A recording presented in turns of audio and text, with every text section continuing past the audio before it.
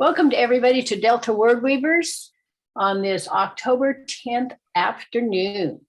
So we are going to have two portions to our Delta Wordweaver event today. The first is going to be a series of tellers who attended Judy Simma's workshop last month with Delta Wordweavers. Our title was Memory Treasures, turning those memories into story treasures that we can share at the table as well as before audiences. And Judy Simma is with us today, and we'll share a story later. Our first teller is Linda Kennedy. Oh, I said that. There she is. And let's see. Okay, I need some advice. When a person is telling, do I, let's see, spotlight them? Is that what it is? Spotlight or pin? What's the magic word? Judy, do you know that? I think we can, the So for my recording. I don't know if you can spotlight it, might be a good thing. Yep, try spotlighting it. Spotlight for the recording there you go. purpose. Okay, I think that's it. All right. Her title of the story is The Winner Is. And she personally, in her own right, has a list of things she's never done. Can you believe that Linda has never made lasagna? Not once. Linda, what? I said not once. Not Other people- once. Yeah. And also she's never been bowling. Nope. But she certainly has done a lot of other adventures. I know that.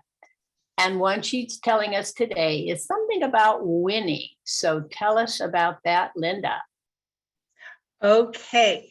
Now, when I wanted to really take the workshop, Judy, because I have found it very difficult out of my whole repertoire. The fewest things I have are personal stories. I struggle with how to make them meaningful to an audience that doesn't know me. So this was a real challenge for me. And I looked over the prompt list and I found two, except I'm using both of them, but the opposites of each one. So if I won't tell you what that is, but it just turned out that way. I can count on two fingers how many times I have won anything based on talent or skill. I won Best of Show one time for writing at the county fair. And about 4 or 5 years ago, I won the slam at the Sierra Storytelling Festival. People say I'm competitive, but I think that's mostly with Scrabble. But when my husband brought home this flyer, his real estate office was going to have a cookie baking contest. And I thought, oh, that sounds like fun. But then I saw that the prize was dinner for two at Friar Tuck's restaurant in Nevada City, one of the best little restaurants in town. I said, I am going to win that contest. So I said, okay, favorite cookies almost always are chocolate chip cookies, but I am not going to make the cookies on the backside of that little yellow package of chocolate chips. Nope. I went to the bookshelf. I got off my book of Mrs. Fields' famous cookies, and I flipped through it and I found her chocolate chip cookie recipe. Checked it, see what kind of a grocery list I needed to make. Got down to chocolate chips, milk chocolate, dark chocolate, semi-sweet, white chocolate. I decided I was going to combine dark chocolate with white chocolate, and I needed a secret ingredient, something that would make people go, what is in these cookies? And I thought for a while, and then I said, I have it. I put on my shopping list a little jar of macadamia nuts. And I took those nuts and I chopped them up, put them in the blender, made them into a paste, and worked it into the cookie dough. I baked those cookies. I put them on my most beautiful platter, but that wasn't good enough. Oh no. I circled the platter with those little tiny silver dollar-sized little foiled gift bows. It looked like a wreath. We went to the party. The hostess says, are these for the contest? I said, yes. And she took them and she says, you're number 8. And I said, okay, whatever that means. Went on in, had some appetizers, a nice little cocktail, visited with the people. And finally the hostess said, now for dessert, make your way to the cookie table and take one of each one and and taste them. And when you are finished, you will find at the end of the table a stack of papers. Write down the number of the plate you like the best and put it in the little bowl, and we'll count the votes. That is when I discovered she had taken my cookies off that absolutely gorgeous little plate I'd made and put them on a plain white plate like everybody else's. And she announced to everybody that it was only numbers, no names. It was anonymous. You do not know who the baker is. I said, well, okay, my cookies are awfully special. So people are nibbling and we're visiting, and I kept hearing this conversation. Have you tasted number 2? Did you see where the baker put macadamia nuts in her cookies? They're chocolate chip cookies with big chunks of macadamia nuts. And I would hear that and I would say, because I was gracious and because I was following the rules, I couldn't say, yeah, but if you go down to number 8 and look for that mysterious taste, you'll think there's macadamia nuts in there too. But integrity and rules, and I couldn't say a word. All the votes were in. The hostess announced the winner. Tickets for a gift card for 2 for Friar Tuck's goes to the baker of number 2. And the young lady who won them, she was just so excited. She goes, I've really never baked cookies for a contest before, but the prize was Friar Tuck's dinner for 2. So I just got out that little yellow bag of Toll House cookies. I read the recipe on the back and it called for nuts and I didn't have any, but macadamia nuts, I stuck those in there. And everybody applauded her and I applauded her. And I thought to myself, isn't that sweet? So then the hostess said, and for honorable mention, the runner-up. And I said, oh, not runner-up. I've seen beauty contests before. Runner-ups don't get the crown. They don't get the sash. They don't get the red roses. And they don't get dinner for 2 for Friar Tuck's. And she said, number 8. And I said, oh, thank you. It was fun to do. And so it was. I followed the rules and lost the contest. I did not tell everybody there's macadamia nuts in that number 8 plate. But on the way home, I realized maybe I didn't win that contest. But I learned a lesson. And I'm going to tell you what it is. When you've got the nuts, flaunt them.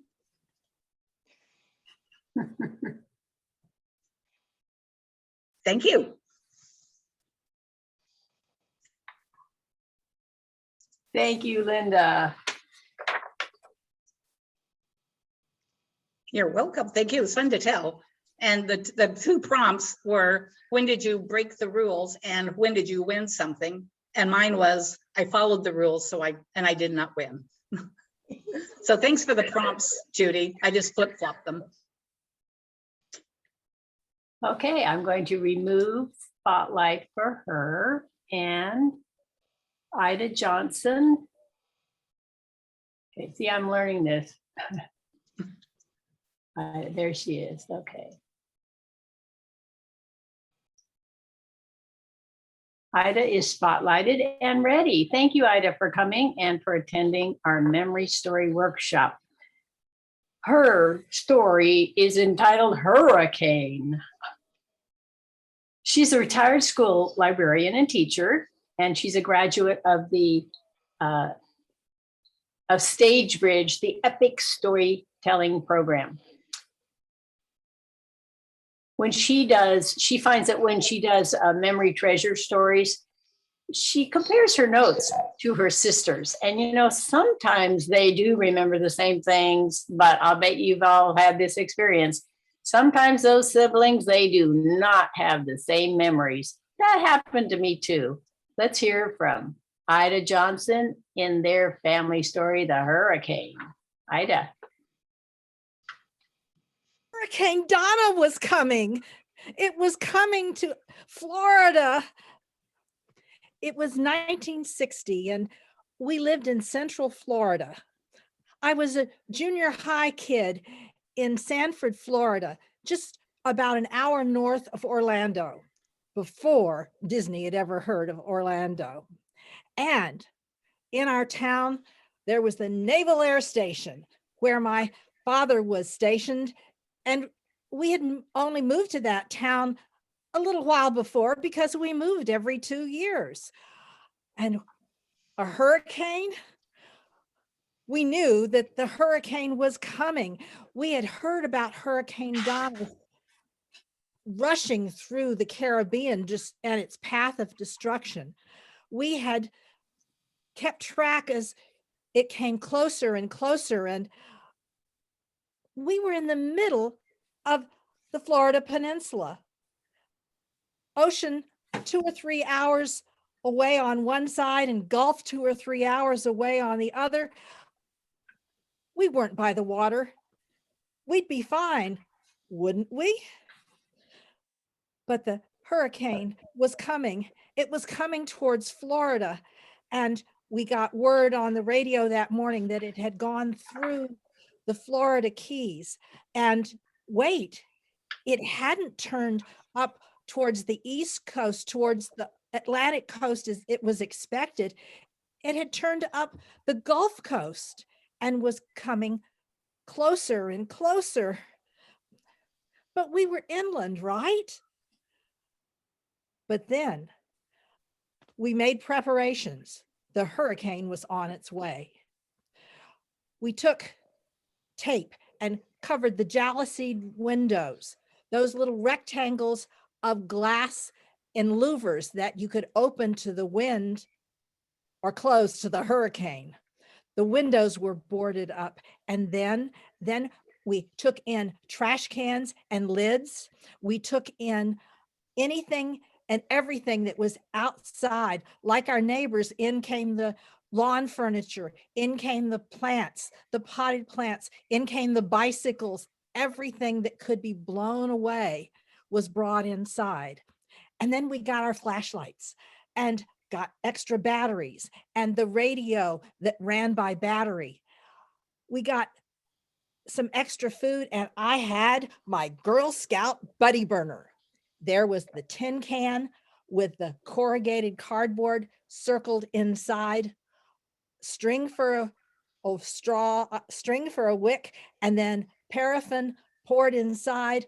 I was ready for anything, like a good Girl Scout.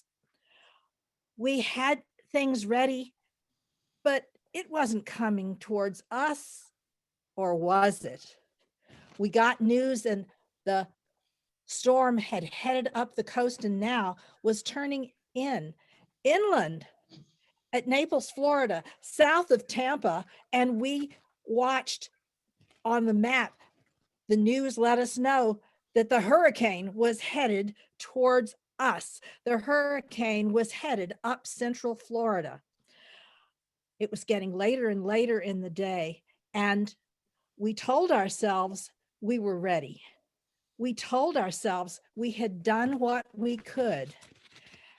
As it got closer and closer to dusk, the wind had picked up.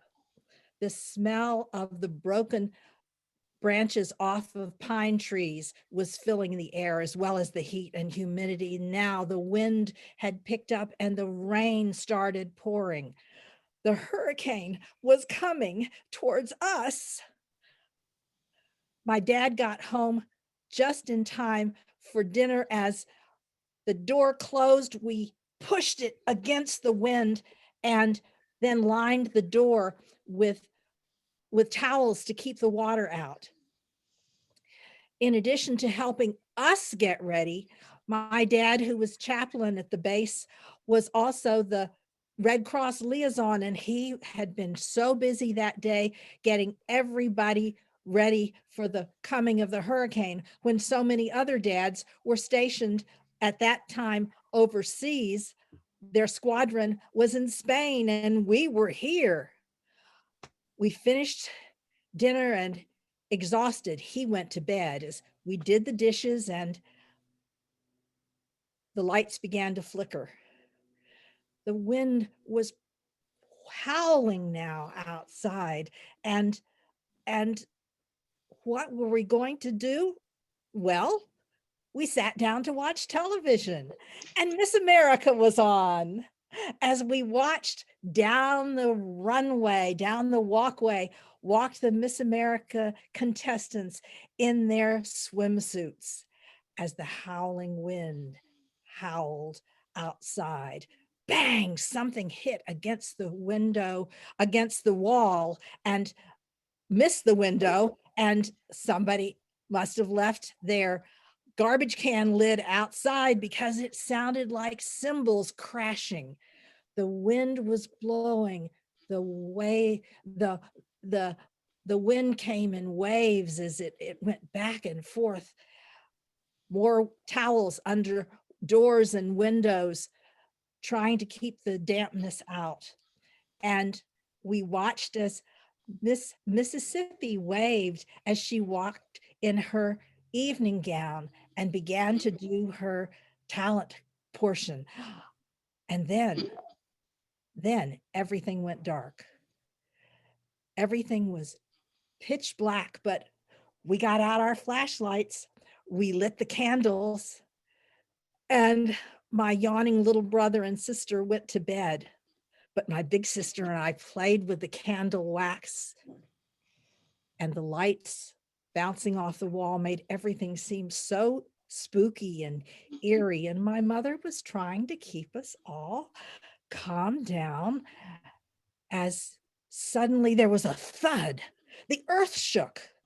We were in Florida, not California. Why was the earth shaking? Again, the darkness enveloped us, and then total silence. The wind stopped. The rain stopped. We peeked outside and stepped outside and looked straight up. We could see the brightness of the stars on that suddenly clear night. But we knew we were in the eye of that hurricane, and we hurried back inside, and soon, whoosh, the other wall of the hurricane's wind and water hit. It was still a hurricane category 3 as we were long past midnight. Even flickering candles didn't keep us entertained as we went to sleep, knowing tomorrow would bring a different world outside. And it was. The next day we checked and everybody was fine. And as we lit my Girl Scout buddy burner to boil water, we'd use it later to heat up soup. And I knew I had helped us be prepared.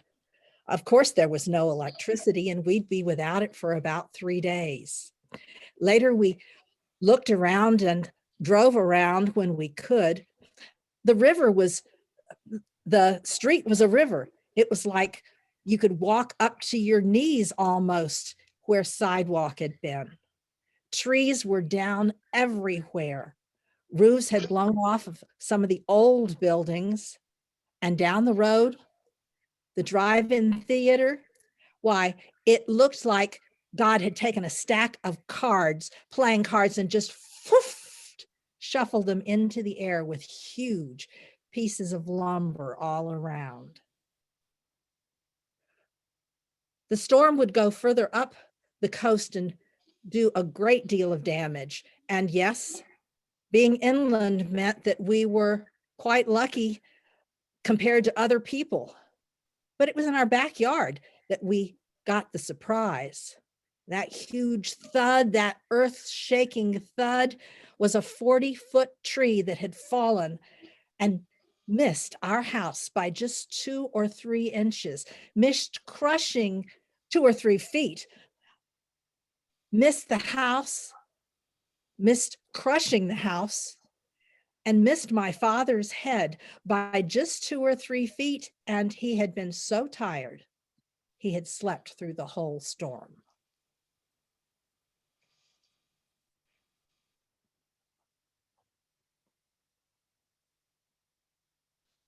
Thank you to Ida. Thank you. Our next teller will be Lori. Riam, and I shall spotlight her.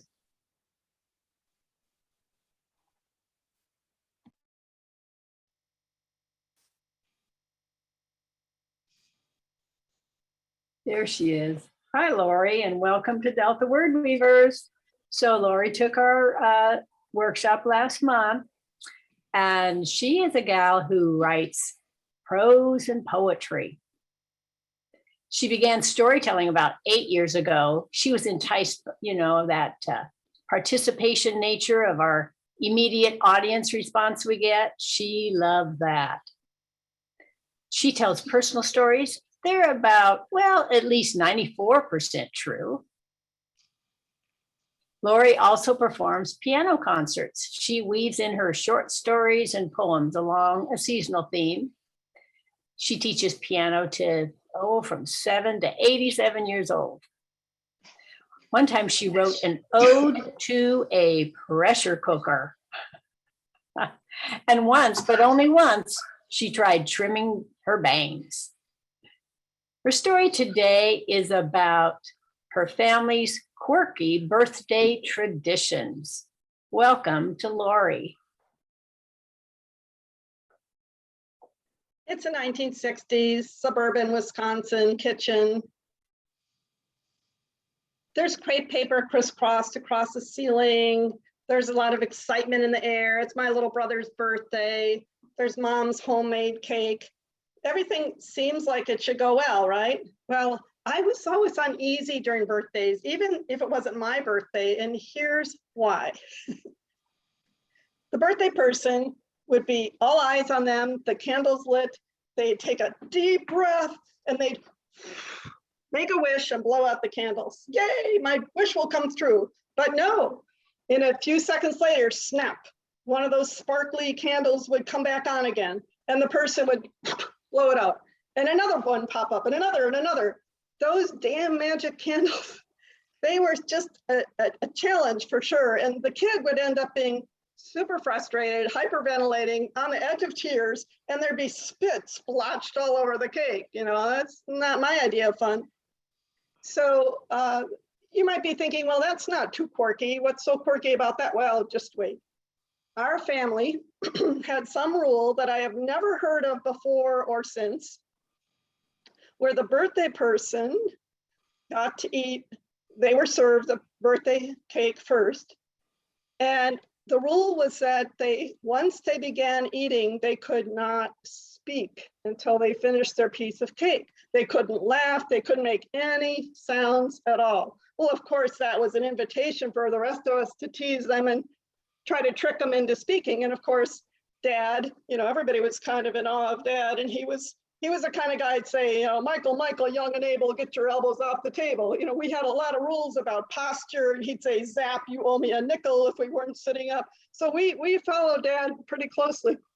So poor Michael, he's all excited. He starts to eat his cake, and Dad says, what do you say? And Michael, well-trained, says, thank you, under the table for Michael. That was the punishment. If you spoke during your own birthday cake eating, you had to go underneath the table. Everybody else is still seated there, and you're on the hard floor, and your party hat's kind of crooked, and you're balancing this little paper plate of cake and trying to eat it and looking pretty, somber about it. But even if it wasn't your birthday, you had to be really careful, because the other rule, who knows where it came from, was that if it was not your birthday, you could not begin eating until the birthday person did on the cake. Well, of course, the birthday person had their own fun, and they'd take a big bite, and then right when you thought it was safe, they'd pull it back out of their mouth, and you would get caught. And your punishment was silence until everybody finished their cake. All the stuff about being quiet and not making noise, I think that was Mom's rule, because she just wanted a little break for a really commotional family. Like, okay, I'll get a little peace and quiet in the middle of all these festivities. Who knows? Well, then it came time for the games, and our parents were great. They let us have birthday parties. They had the festivities and the hats and the party streamers, and they'd let us invite a bunch of kids over, and our neighborhood was just full of kids. So we would all be herded down to the basement. where the grown-ups had set up party games.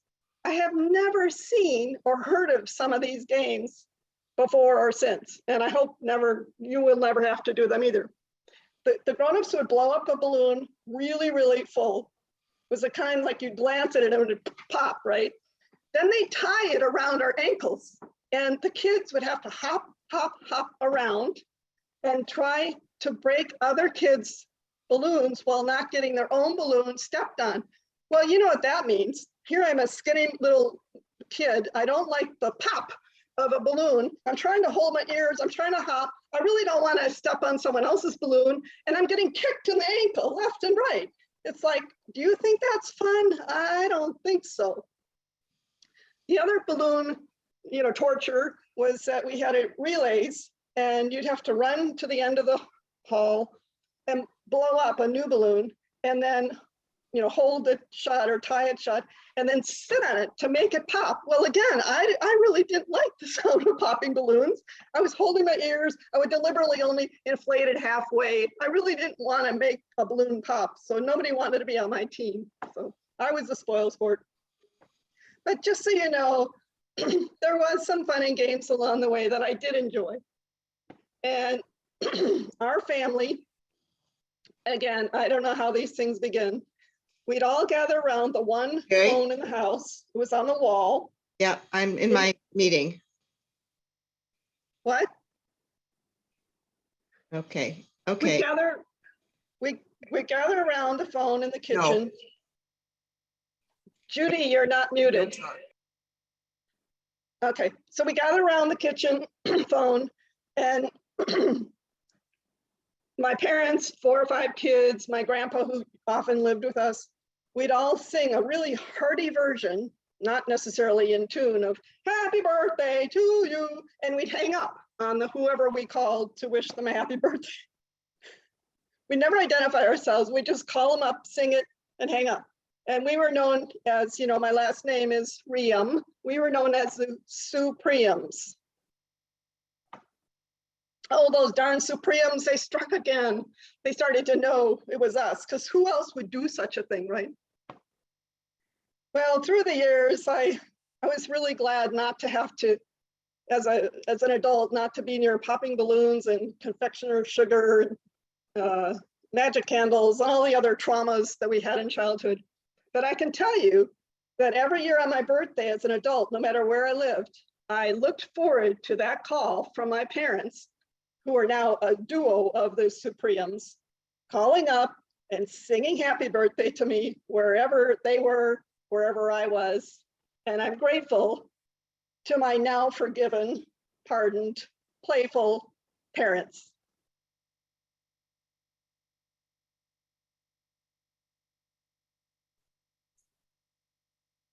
Thank you, Lori. Thank you.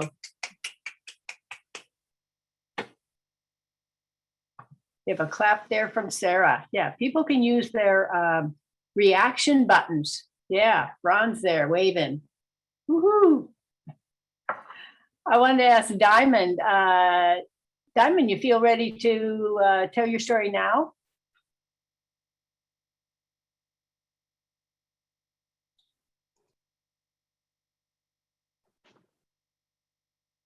Oh, not yet. Not yet? How about after the next teller? Okay, I'll try. Okay. And the next teller is, let me tell you, I gotta take spotlight off of her.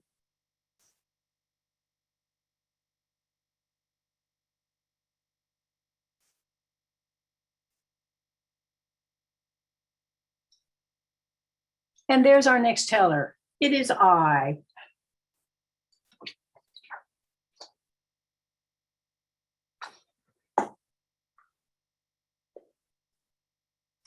During the workshop, I developed one story, and you know how things change or life changes. And indeed, in the last month, my life did change as my older sister passed away. So this next tribute, it is a memory story that I realized, well, that's it. and I could tell it, and I have decided to tell it. This is the tribute that I wrote the night before the graveside service, which was just last Tuesday. I'm going to read it because I didn't have it memorized, but it's certainly from the heart. I call it In the Mirror. It's a tribute to my sister who passed away on September 24th of this year. Recently, I sat down at my desk. Well, it's not just my desk, it's the walnut wood desk of my older sister, Delenn, and I, to the bedroom set that we grew up with. Here in this room of my house is the matching dresser and twin beds. And the desk before me has a tall mirror behind it that has reflected a lot of our lives. In our Sacramento childhood, we lived in a suburban ranch style Southland Park house where there was Mom and Dad's room, the two boys' room, and the girls' room.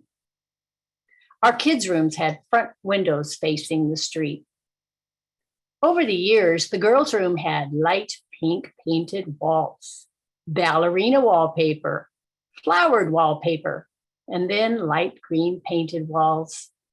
At that mirrored desk, we drew pictures, did homework, and at that mirrored desk, we prepared the girls' new club news. No boys allowed in the room when the girls' club meet. Tap, tap, tap, tap, tap, tap, tap, ding. Delenn was our typist, using Dad's black Royal typewriter. 3 carbon papers inserted between paper with Delenn pressing the keys hard meant we could have 4 copies of our paper to distribute. Our neighbors, Patty and Harleen Hopkins, were members with us in the girls' club. We huddled around Delenn, who was seated at the desk. What was the news? Halloween was coming, and we reported what costumes we were working on. A gypsy in long rustling skirt and gathered neckline blouse with bead chains overflowing, or a tramp in oldest jeans, plaid shirt, and misshapen hat. More news? The Hopkins would be going to their Tahoe cabin for Christmas week. And Brother Richard is champ for most jumps on the pogo stick with 98 jumps before falling over. Mom bought a copy of the Girls Club News for a safety pin. On that desk, we played tic-tac-toe and hangman and also did our homework. The mirror on the back meant we kept combs and hairbrushes in the squeaky middle top drawer. Both sides had 2 drawers, so we each got a side. Bottom for underwear and other for scarves and gloves that we wore when we went shopping in downtown Sacramento. Delenn, being 4 years older, she joined Job's daughters first, and then I joined later. Oh, I did have it. There it is. We dressed in our white robes in front of that mirror. Was my purple cord signifying I was in the choir just right? Delenn looked to see her reflection in white shoulder and waist cord just right as second messengers. In January of 1958, Dad took our photo in the living room before he drove us to the Masonic Lodge downtown for our Job's Daughters meeting. When Delenn reached her teens, she used that mirror to get ready for dates and for her senior ball. Did her slips show? Was her hair just right? Before that mirror, she tried on her wedding dress that she had borrowed from cousin Marilyn, or a little over 2 years older. She and Delenn were close. Before her wedding, Mom stitched a tuck here and a tuck there. With dress perfectly fitted, Delenn looked in that mirror to see that the dress was now just right on August 2nd, 1963. The mirror reflected a beautiful white dress with lace overlay, short cap lace sleeves, and a full skirt. When she added her crown of satin leaves holding her veil, a peek in the mirror showed her ready to leave childhood for her special day to marry William Richard Hoeflin. After that day, Delenn looked in different mirrors, living in different cities, in mirrors that reflected her adult life. And that's another story, written by Sister Miriam. Thank you.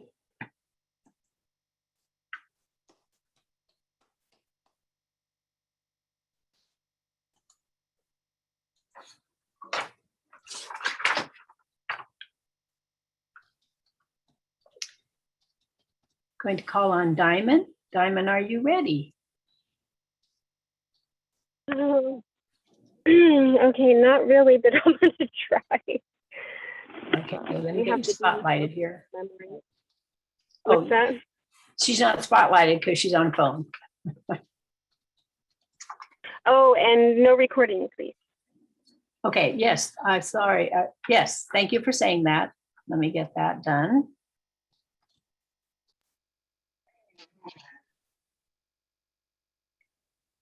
Our next teller is Judy Sima, and she indeed was our leader last month for the Memory Treasures Workshop. She's going to share a little story today. I was fortunate to win her services from a National Storytelling Network auction. And so it was to present a workshop.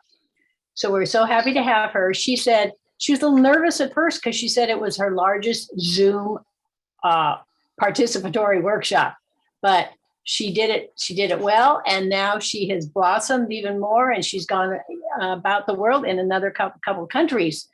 And next week she'll tell us in another country even with the same workshop. So we helped her move along in her professionalism, and she's a national teller, and we welcome Judy today. Let me spotlight you.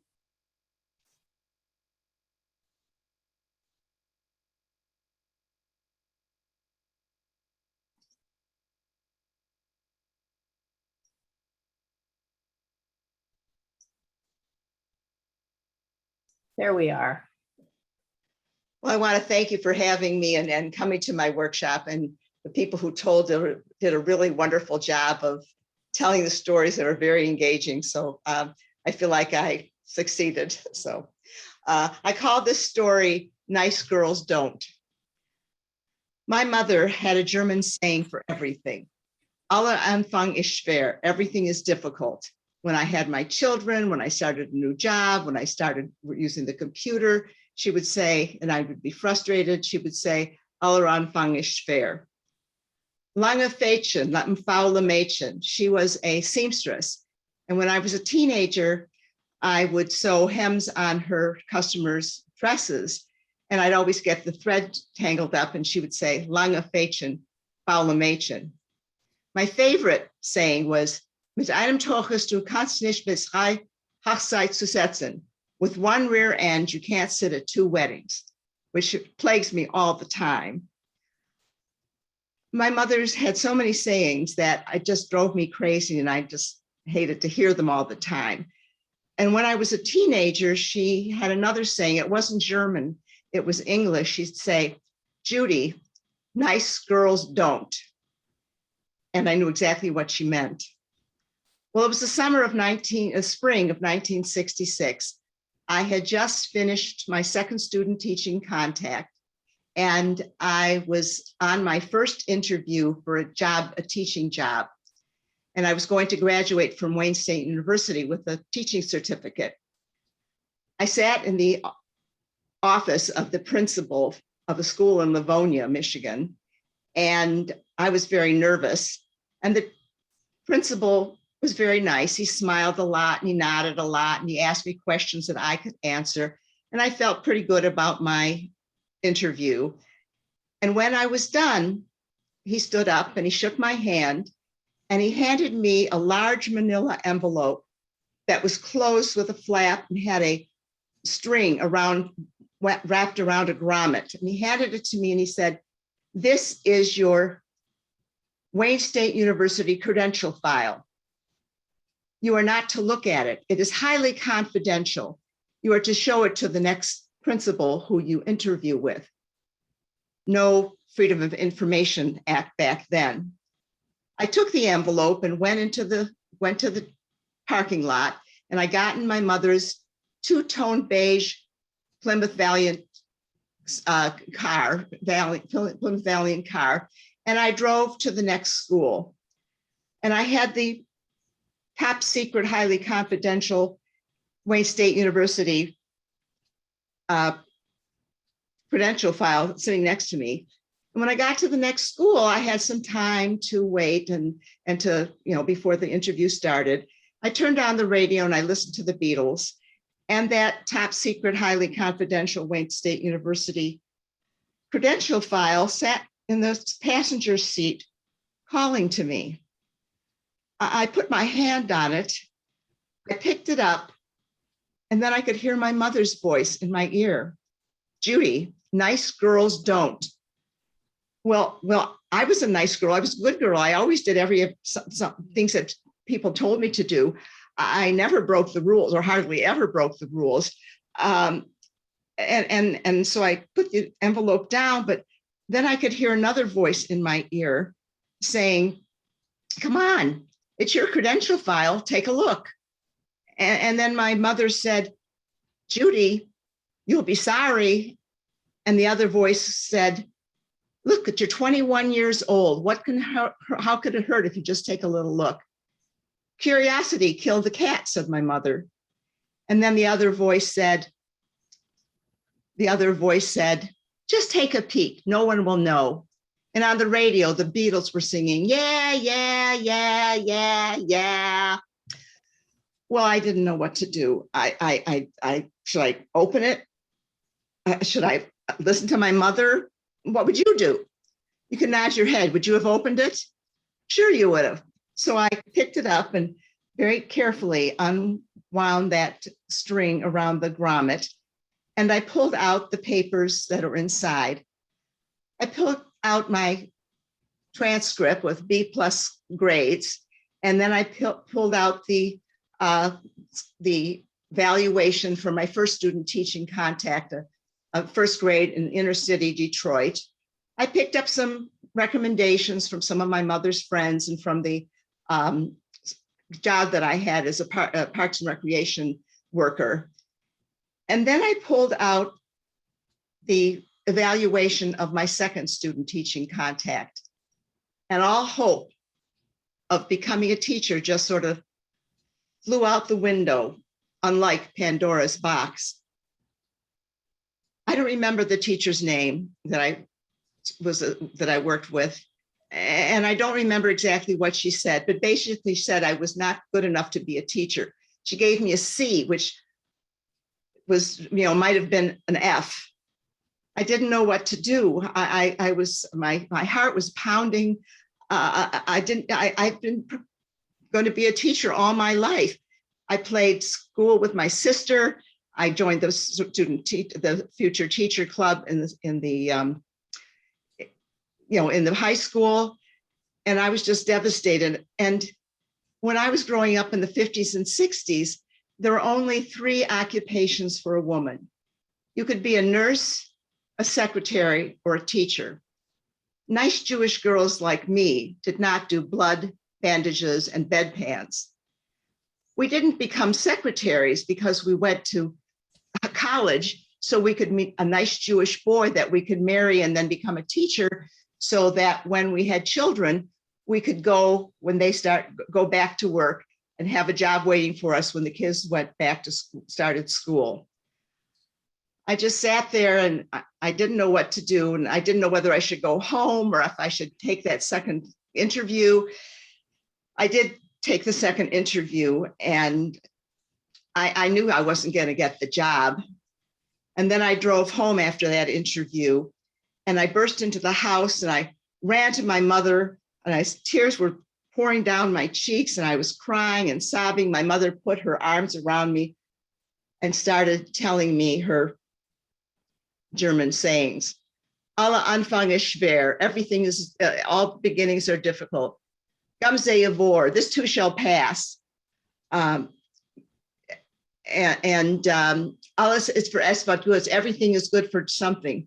I just cried harder and harder. And she said, you know, one day you'll look back at this and you'll laugh and maybe even tell a story about it. I cried for a long time and she kept trying to console me. And when I finally stopped crying, my mother was a woman of action, not just sayings. She had a friend who had a daughter who was a librarian at a college in somewhere on the East Coast, and she was visiting her parents for the summer. My mother made an appointment for me to come and see that and talk to that woman who had become a librarian.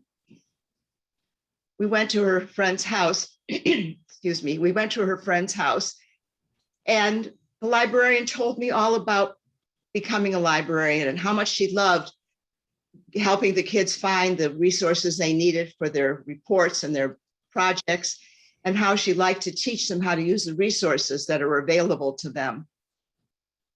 And then she said that the library science classes were difficult and hard and sometimes tedious, but it was worth it just to become a librarian. Well, I thanked her, and the next day I called my advisor and I said that I was going to graduate with get my teaching certificate, and I was going to start graduate school to become a librarian in the fall. And that's what I did.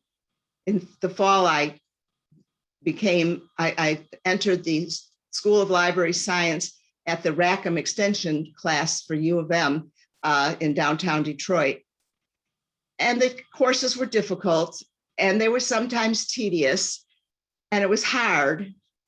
But in August of 1967, I graduated with a master's degree in library science. I also got an engagement ring, but that's a whole other story. And after I got that degree, I went on another interview at the Warren Fitzgerald School District in east part of Detroit, eastern part of near Detroit. And the personnel director was thrilled that I was a librarian. He said there were two schools that I should go out and take a look at and come back and tell him which one I wanted to take, which school I wanted to choose. I don't think he even looked at my top secret, highly confidential Wayne State University credential file. I chose Westview, which had a glass wall that overlooked the library. And I became a librarian, a school librarian. It was the best thing that ever happened to me. I found out that I was a good teacher. I loved telling stories to the kids. I worked very hard. I was a librarian for 36 years, and I found that I was a good teacher. And I also found that I could tell stories. And so it's being, that disaster turned out to be a very good thing. I found my passion and I found storytelling. And as I look back upon my life, I often hear my mother's voice in my ears. Alle Anfang ist schwer. Mit aller Toches du kannst nicht versetzen. Gamze Yavor. I hear her voice in my ears, and then they come out through my mouth, just without the German accent.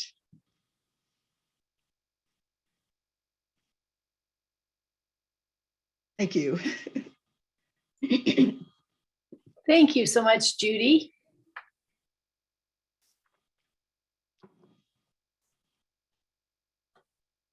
All right, we're going to take a 4-minute break, get a 4-minute break to do as you wish.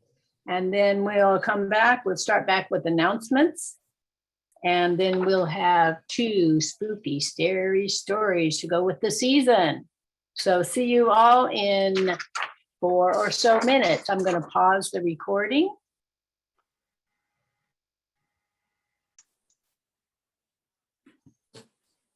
We thank the Storytelling Association of California for enabling us to put on these events on their Zoom account. So they are the payer of the bill to allow all of us SWAPs to go on Zoom online on our many dates that we have. The Storytelling Association of California is very active. For instance, we have today's event right now, tonight at 7. You can come back and hear the South Bay storytellers. All these, when I tell times, are the Pacific Standard Time. Do tell swap. Let's see, Lori, is she back? Lori could tell us about the do tell swap. She must have gone.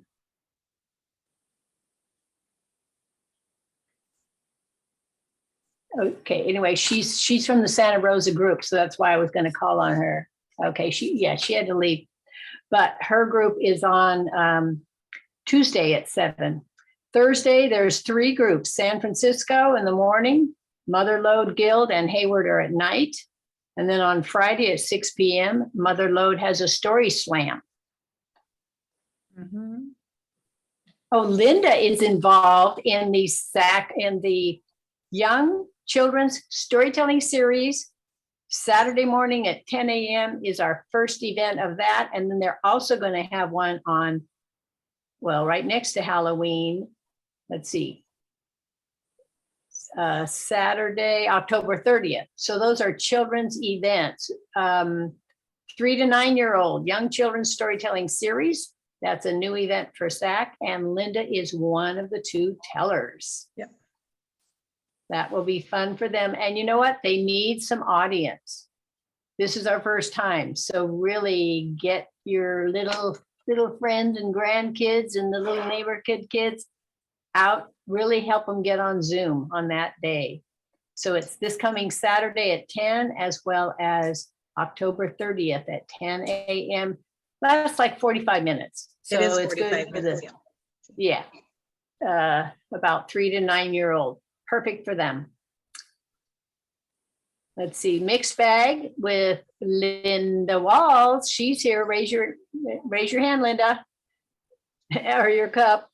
Okay, she's on Monday at 7 p.m. So go to her story swap. On Wednesday, October 20th, is the SAC genre stories. Each month they have a different genre, and this month it is, of course, spooky and scary tales.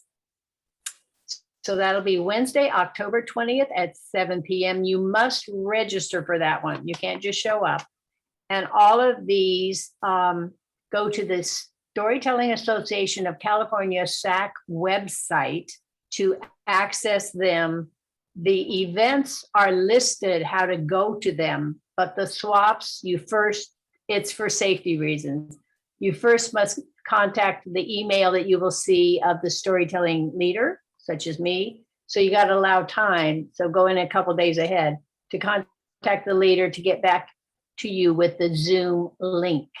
If you're a SAC member, you get them automatically in your newsletter. So joining SAC is a perk and a good thing to access so much. We're just constantly busy, aren't we? November is, guess what? Celebration is here throughout November. Ron Chick, his group from Southern California, and mine from Northern, we are paired together, as are about 4 or 5 other pairings of North-South California swaps. So we're together, and we're each presenting some of our storytellers for celebration. Ron Chick, tell us about the Inland Valley and Delta Wordweavers celebration. Well, drat. I was unprepared for this, so I had to stop and look up the website and figure out exactly when it was taking place.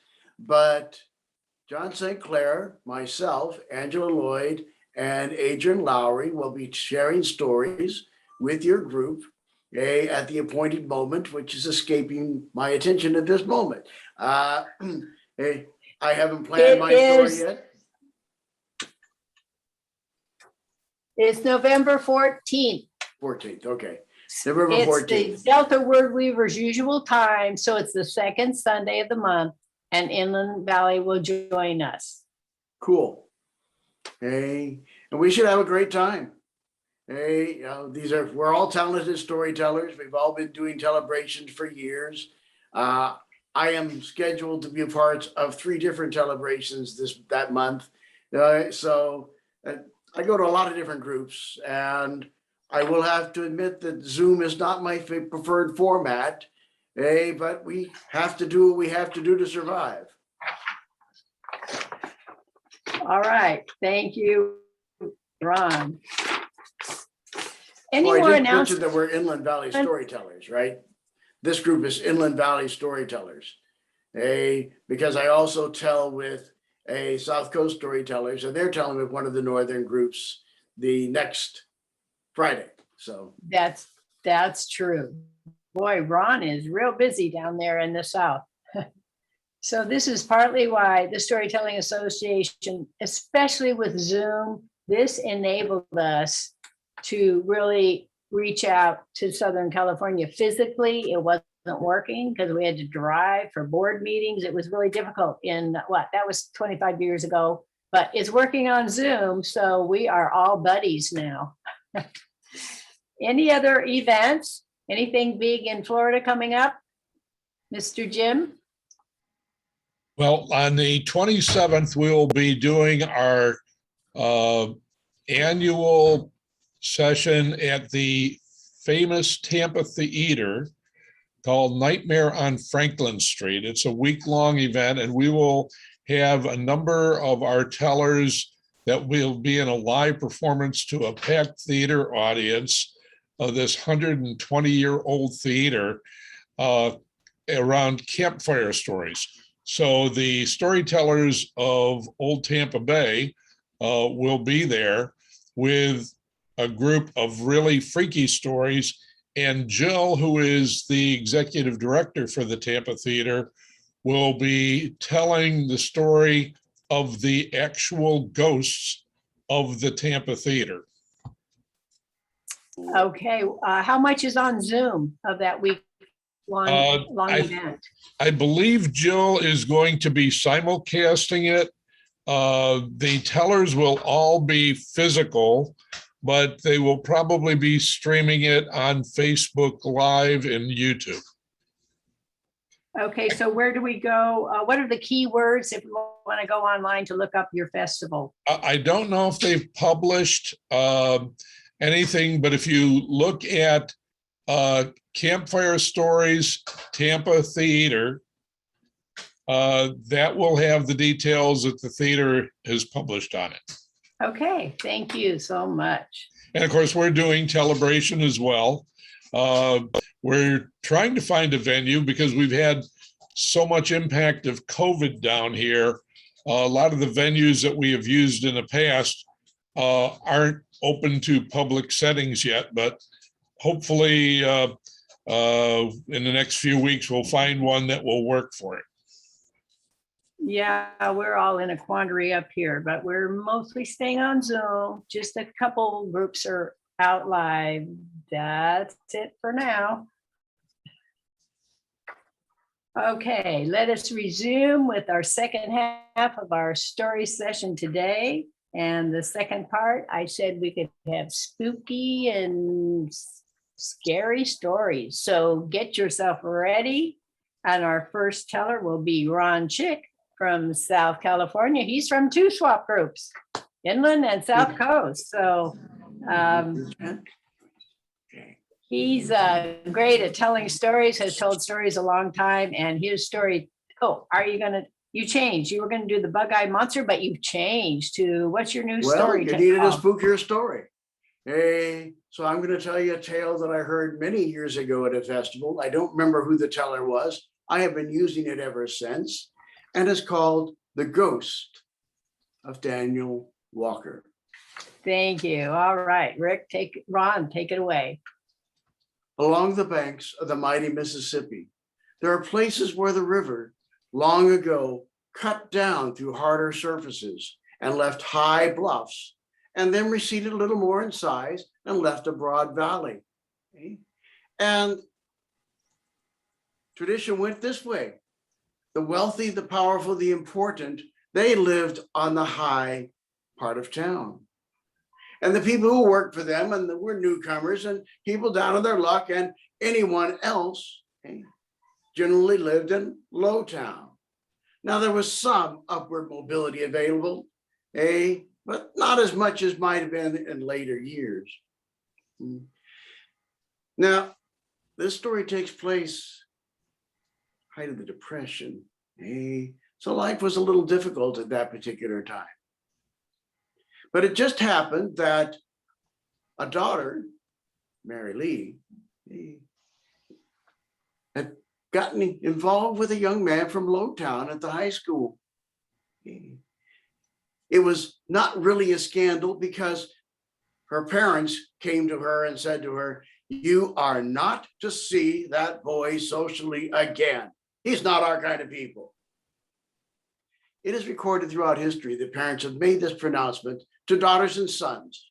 It is not recorded anywhere that it ever worked. So this particular year, Halloween fell on a Saturday, which meant they could have both their dog walking by, sorry. No. They could have both their Halloween festival and their harvest festival at the same time. So it was a big event this particular year. And of course, the two young lovers, met at the fairground, mingled about, and then her boyfriend Danny said, "I know where we can go and be alone." She said, "Where's that?" "Walker's Hollow." She took a straight back of that. Walker's Hollow, that's said to be haunted. But that's only because, well, maybe it was, but it was always a few degrees colder or a few degrees warmer in Walker's Hollow than it was in the land around it.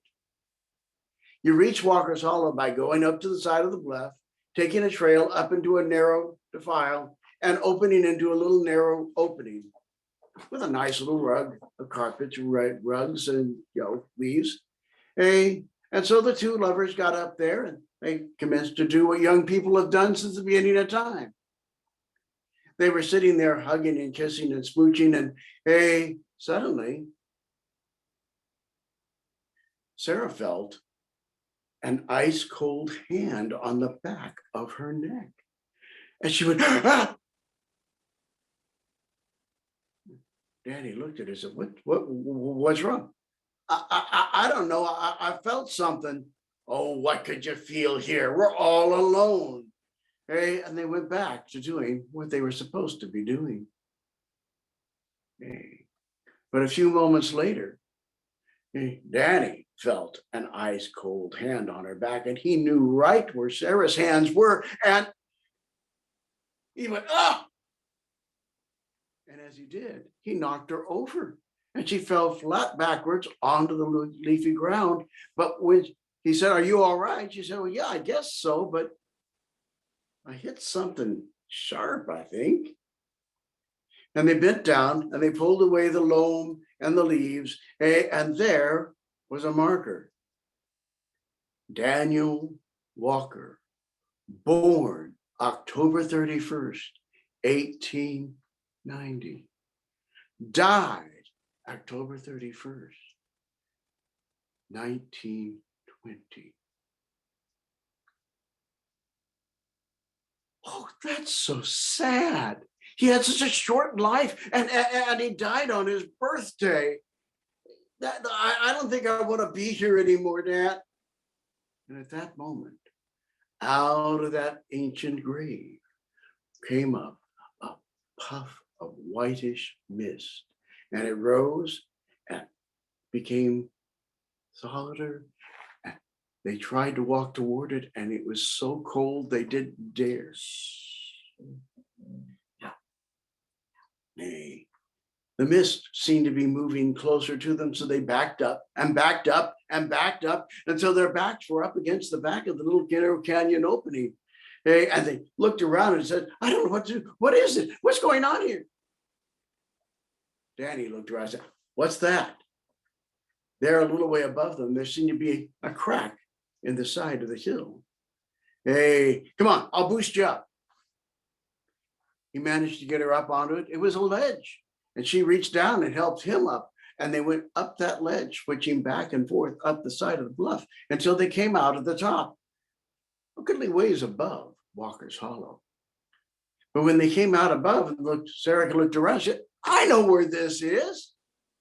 This used to be the family mansion. But my great aunt and my great grandma, she lived here until the army said she had to move out, said the whole place was going to fall into the river, but it's still here.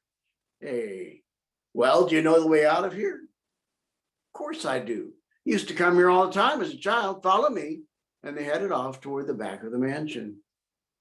When they came around the side of the mansion, Danny stopped and stared. Here was this old style Southern mansion, looking very nice for an abandoned building, but sticking out of the back of it, off to the side of the back door, was a low, ugly little building sticking straight out. What the heck is that? That's a sick house. A what?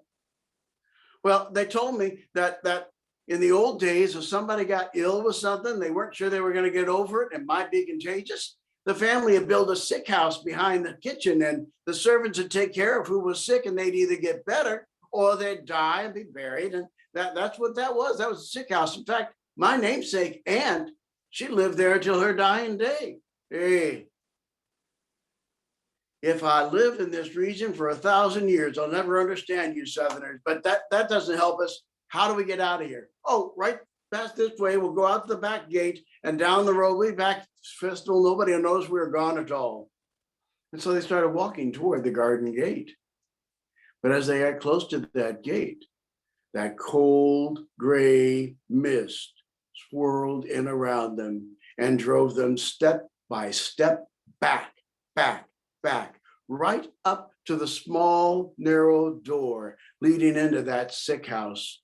They opened the door and crawled through the tiny space, thinking what a terrible place to spend your last days, low and dark and damp. But there was a door that had been opened into the kitchen. And when they got into the kitchen, said, come on, we'll go out the front door. And so they scooped to the house, following Sarah, and they got out to the front door, walked toward the front door, and there was that mist again. It wouldn't let them turn left. It wouldn't let them turn right. They backed away, backed right up to the grand staircase. Step by step, they backed up the staircase to the second landing. And then couldn't turn left, couldn't turn right. They backed up the other stairs to the top level. And there, they tried to turn left, but were forced to turn right. And they went down the hallway and into what was once a master's suite, a beautiful room. It had been in its day. But they were only interested in trying to get away. They headed toward the windows, although they were 3 stories up. But that didn't seem reasonable, besides which the mist followed them into the room and guided them over toward the big closet. They opened the closet doors, stepped inside, not having much of a choice, looked around and didn't know what to do. But Sarah said, I remember. She reached up, pulled on a rope, and pulled down a set of stairs up into one of the gables. She said, come on, I know we can get it. We used to do them when we were kids. Come on, I know how to get us out of here. They got up into the gable and began to crawl across the door toward a window. It's a nice sterile slope down. We can slide down it, go over to the water pipe, climb down the other side. We'll be out of here in no time.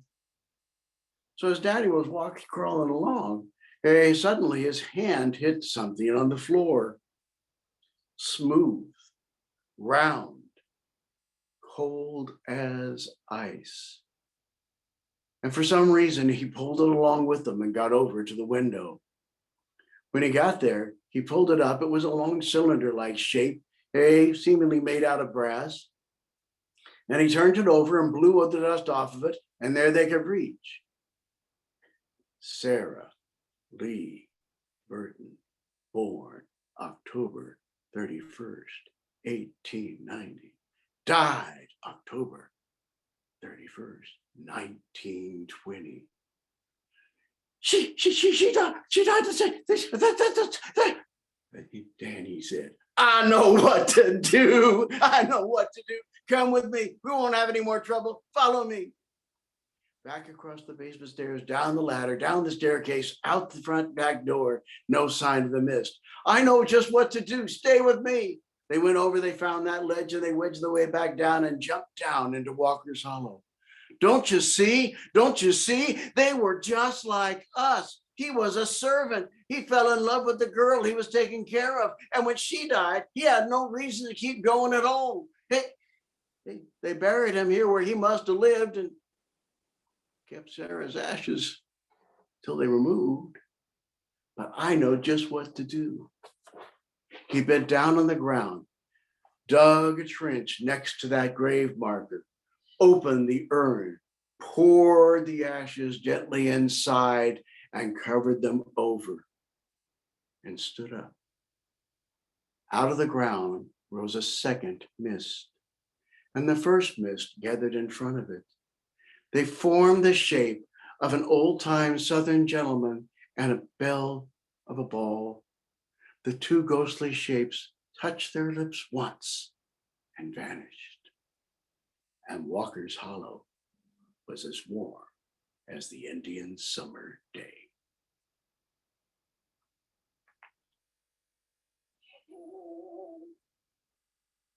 It goes to Daniel Walker, of course. Thank you, Ron. I know just what to do. Have you been there and said that sometime? Yeah, once or twice. Yes. Often goes badly astray, mind you, but you know.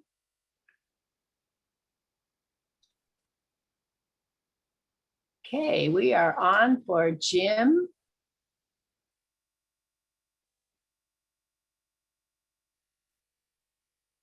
I'm making sure the spotlight is correct here.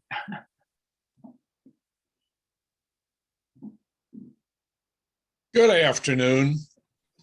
I want to first thank the group for providing me the opportunity to meet each of you and to share a personal story with you.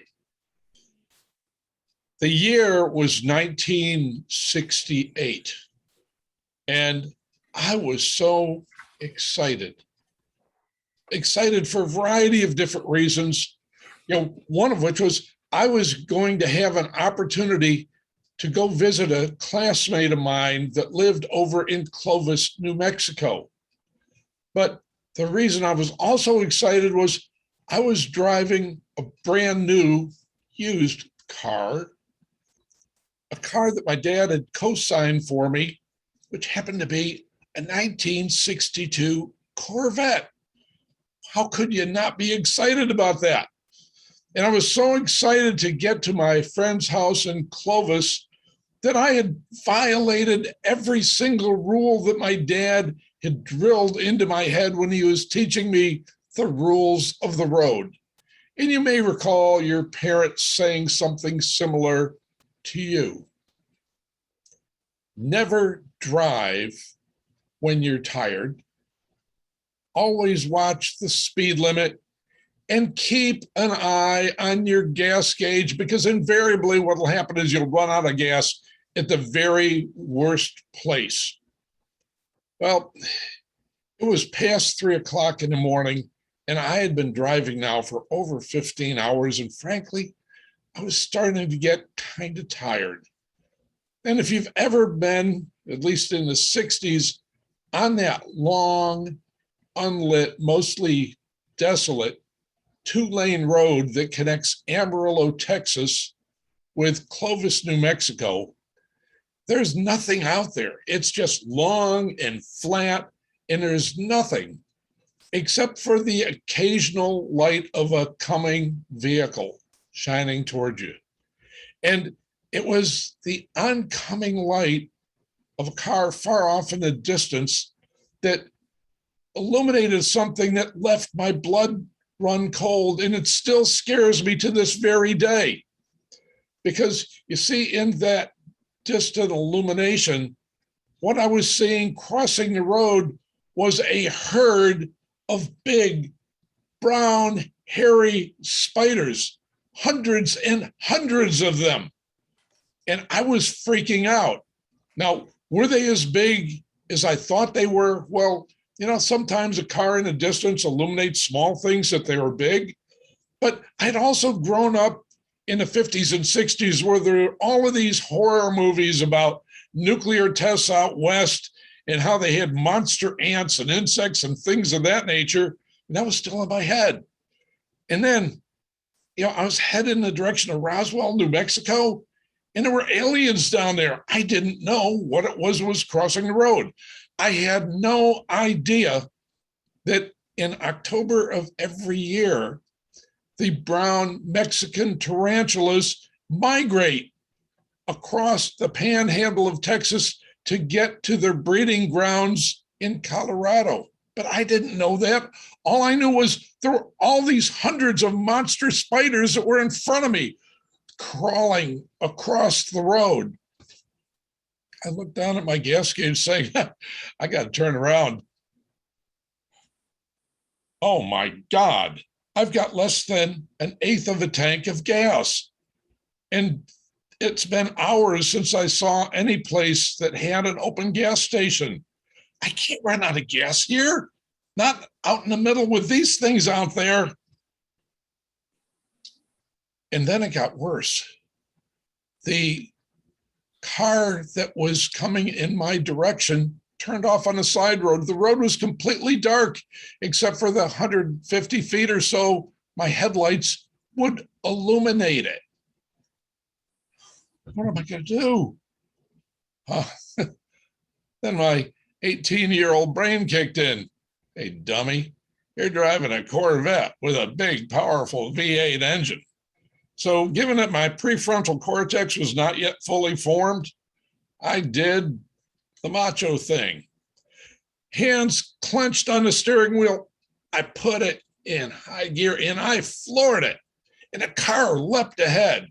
And there I am going into the distance, approaching these spiders that are beyond the reach of my headlights and waiting for the inevitable crash to happen. And then it did.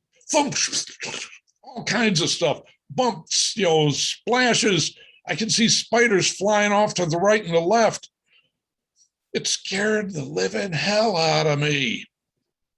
The sweat was running down my face. My hands were white, clenched on the steering wheel, but I got beyond it.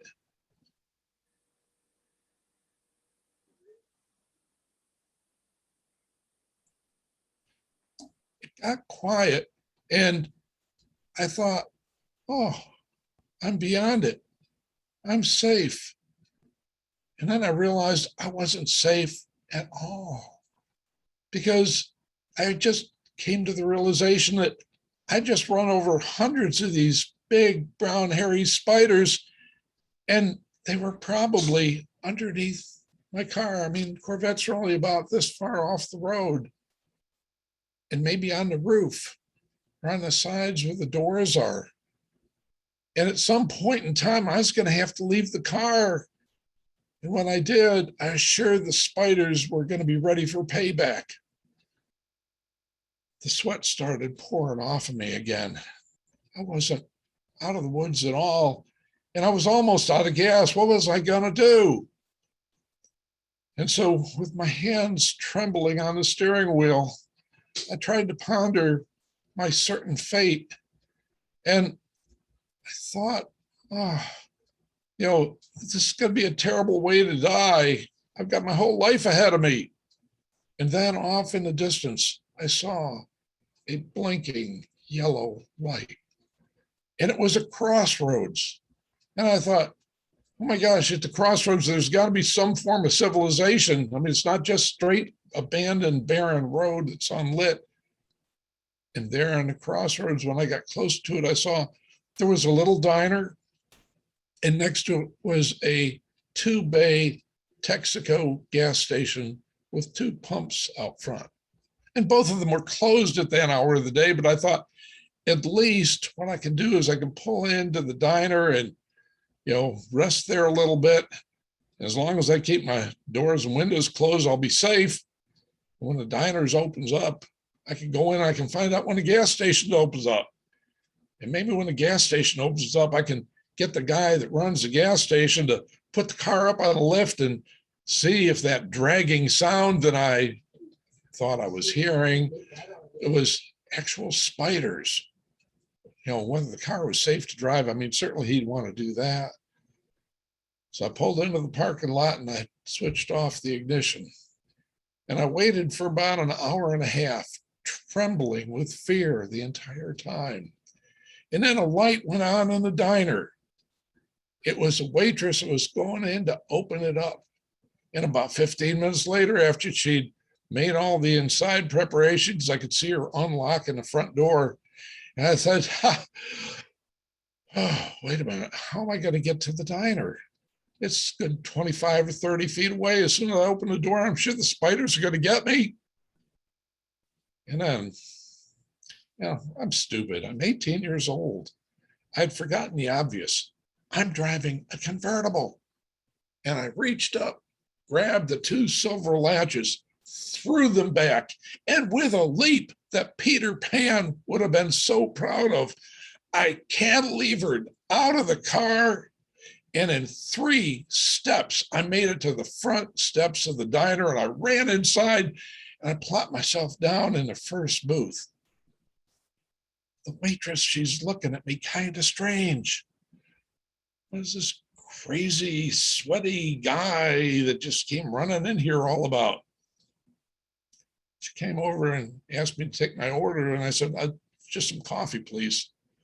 I've had kind of a bad experience. She says, well, what's going on? I said, well, I think there's something wrong with my car.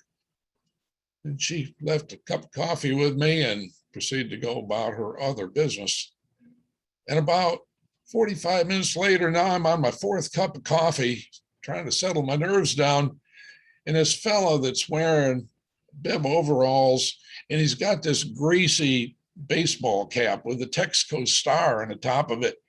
He comes sauntering in and he goes to the first stool at the counter, and the waitress recognizes him and takes and sets down a donut and a cup of coffee there. And the donut and a cup of coffee apparently is a standing order. And she comes over and says, Earl, you might want to talk to that young fellow over there. I believe he's got a little bit of car trouble. Earl swings himself around on the stool. He said, that your car out there? I said, yes, sir. Said, what's going on with it? I said, I heard a funny noise underneath. I was wondering if you could kind of check it out for me. I don't want to break down on the road. He said, yeah, I can. You got the keys? I took the keys out of my pocket and tossed it to him. Earl looks at me, looks at the waitress, heads out the door, goes over to the car, gets in the car. And I'm expecting he's going to take it over to the station, but no, Earl doesn't take it to the station. With gravel going every which way, he starts fishtailing out of the parking lot and he hits the road, and man, he's gone. I just realized I'm probably never going to see my car again. Well, about an hour and a half later, I'm still sitting there in the diner. I'm done drinking coffee. It's not helping me anyway. And the local sheriff comes by and he says, funniest thing I've seen all week is just coming down toward here, and there's a nice looking blue and white Corvette just off to the side of the road. The doors are open and nobody inside, just abandoned there. And, the keys are in it. Who would do such a thing?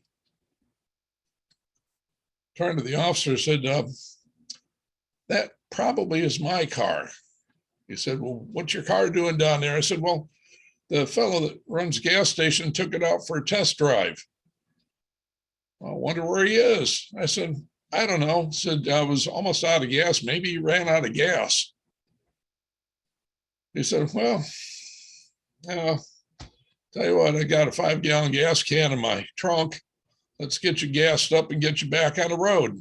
And he takes me down and puts 5 gallons of gas in my tank, and we check out the car, and I'm looking for spiders everywhere.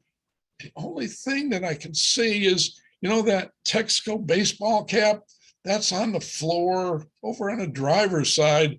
And I'm looking for signs, you know, hairs or something that indicates that the spiders got them, but there were none. Well, I got on my way and I proceeded to go to Clovis, and I visited my friend. I did not come back through that way, by the way. I went way out of the way to make sure I wasn't going to be in those parts on my return trip. But I can tell you to this very day that I will never forget the instructions that my dad gave me. Watch your speed limit. Never drive when you're tired. And most importantly, don't ever fail to watch your gas gauge, because invariably what will happen is you will run out of gas at the very worst time and place, and something bad could happen to you. Thank you.